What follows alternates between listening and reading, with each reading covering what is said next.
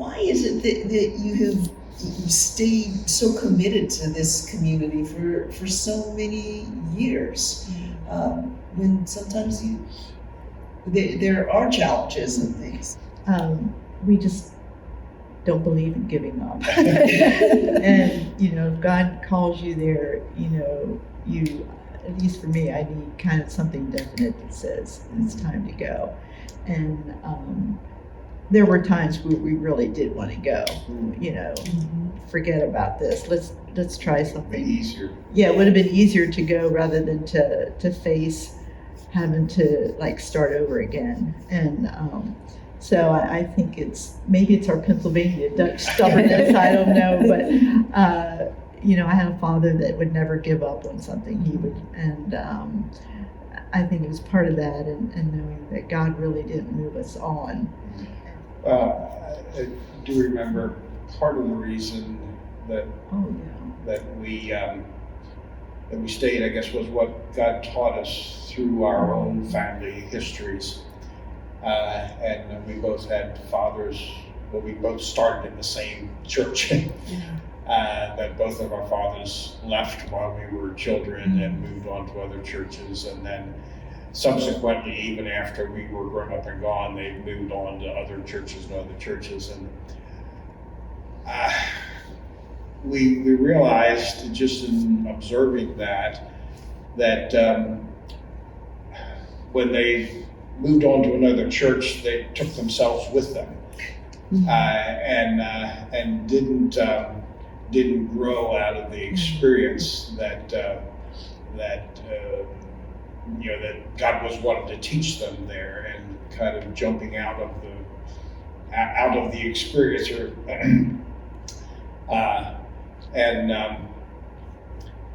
it just taught us that church is not always easy. In fact, many times it's not easy, but it's part of God's work and part of the process of God refining us. And it hurts, it damages the flesh, and it hurts and bends our feelings. And if we go to a place where we're going to feel good, we lose the benefit of the spiritual lesson that God wants to teach us. And so we just never felt like we had permission to leave from God. Yeah. Even though we were tempted a couple times. That makes an awful lot of sense. I think that's one of the things that you were mentioning as well, Sandy, about learning a lot about living in harmony. Church does that, and it's not easy. Yeah. We started coming to the church just before we started our family, partly because we wanted a stable church faith community to raise our family, and in spite of all of the ups and downs of the church, we always felt that there was basic family there that we were connected with. It might be different people at different times, and one of the ways that was lived out near the beginning was our first child was very colicky, and she had stranger anxiety. She did not do well with other people, and I would try to leave her in the nursery. She would just scream, and I didn't want to subject the nursery workers to that, so I would always go and get her. But one time, one of the nursery workers that day happened to be Grace, who is the wife of an elder, and she really encouraged me to leave our daughter in the nursery and said that she needed to learn that other people loved her too, and she was willing to put up with the screaming in order to get that lesson across. And that sort of just embodied the family aspect for me of how being a part of this body helped us to grow as a family, but also helped us to have ways of being close to each other and helping each other to grow. Yeah, it was the sense of family. And it's like this, it was also the sense of responsibility Yeah. that, I mean,